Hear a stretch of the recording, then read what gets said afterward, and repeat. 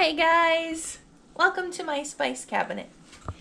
So for tonight's video, I thought that it might be interesting to go through my spice cupboard. So I know that some people are not super confident in doing their own spicing of their foods. So that's where a lot of your spice mixes that you get at the store come in. And those spice mixes are a great starting place. But I find that I prefer to control my seasonings. I'm sure you've noticed that I talk about that a lot. I like to control my environment and my food, and I guess you could say I'm a little bit of a control freak. But anyway, point being, I like to be in control of what exactly is going into my meals based on what I like and what I think is going to taste good with it. So I actually find that even though I have a couple spice mixes, as you will see, most of the time I do my own spicing, and I actually go through my own spices a lot quicker than I do go through spice mixes. So I wanted to go ahead and show you what I have in my cabinet here, just so you can get an idea for yourself of what things you might like to add to your spice cupboard. So to get started with, my very least favorite thing, white pepper. I actually got this for a recipe a couple years ago, and I've been using it bit by bit, but I really do not like the flavor of it. So once I get through with that, I'm not getting any more of it. Dill. I love dill, and dill is one of those herbs that I feel like even when it's dried, it still gives a great authentic flavor to foods, as far as it still tastes like its undried companions. So I love dill. Old Bay seasoning. Now this is a seasoning mix that I bought not too long ago, just because I was using it for some crab cakes. To be honest, not that crazy about it. Again, once I get rid of it, it's probably not coming back. I have some mustard seeds here.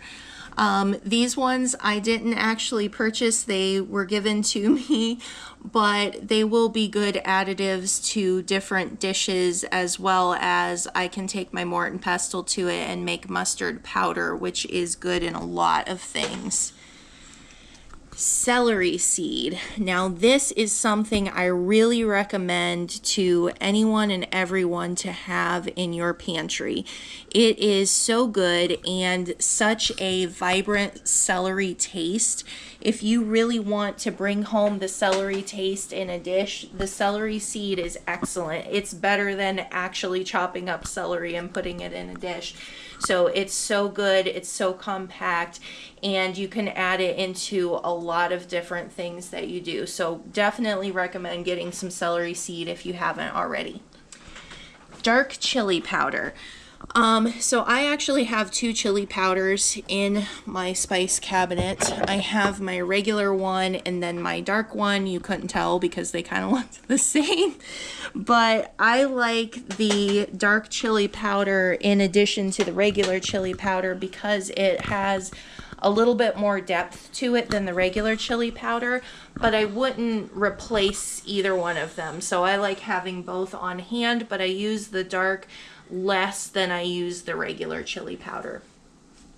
Turmeric, that is of course an excellent health herb, or I'm sorry, it's not an herb, it's in the ginger family.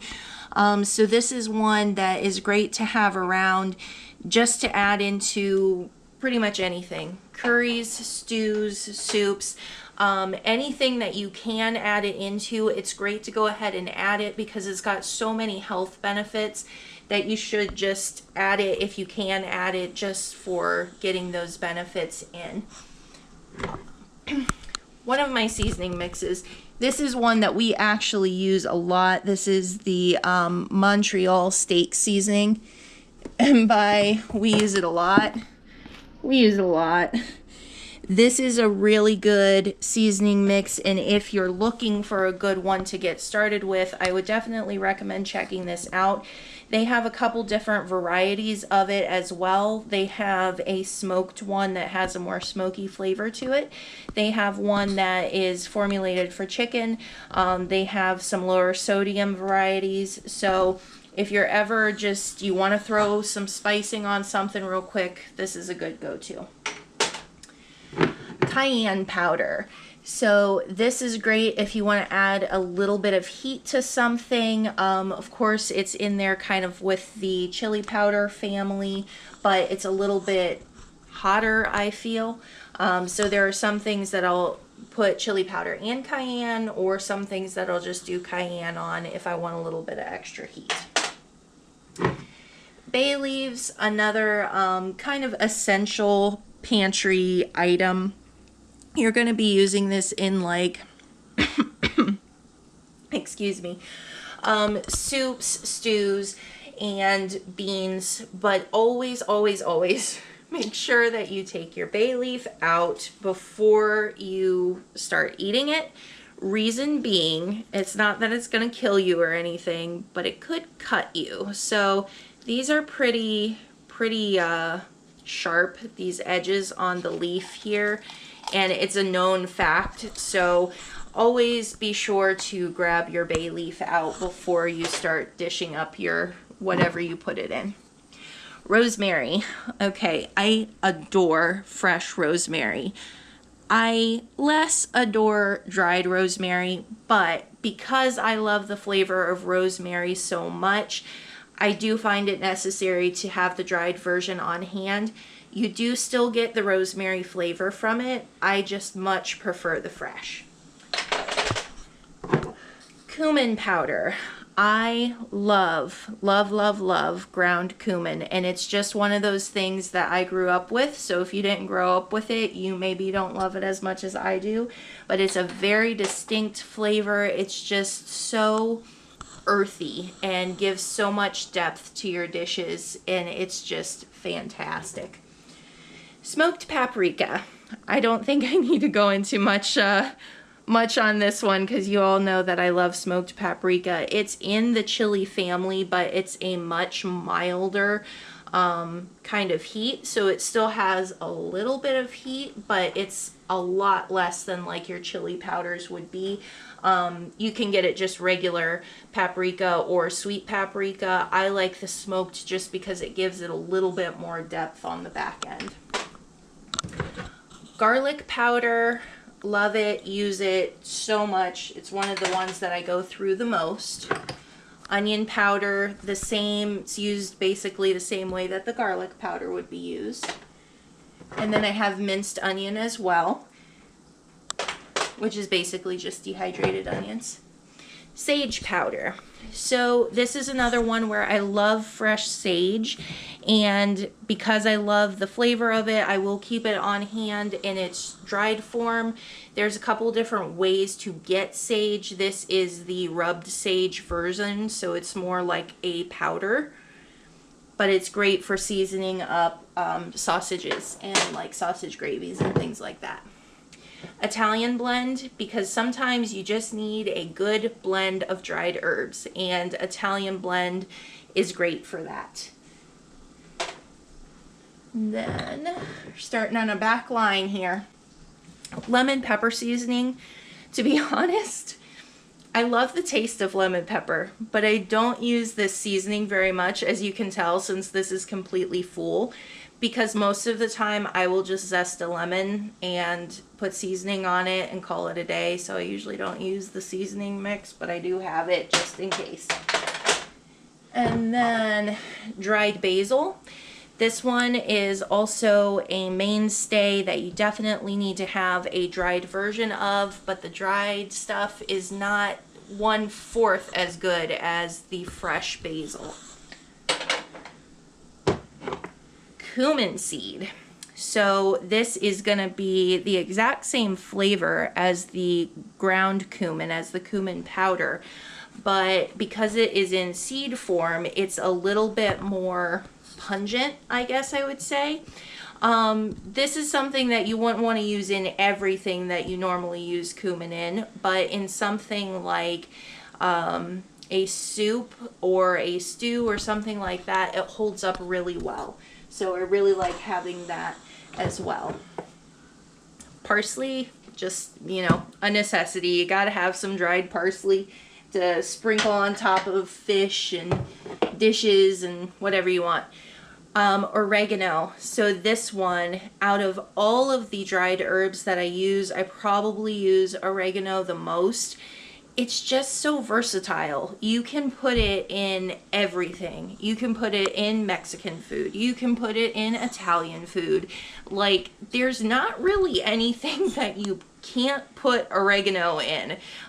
So this is definitely a mainstay, definitely something that I would recommend getting if you don't have it now. And almost done. Dried chives.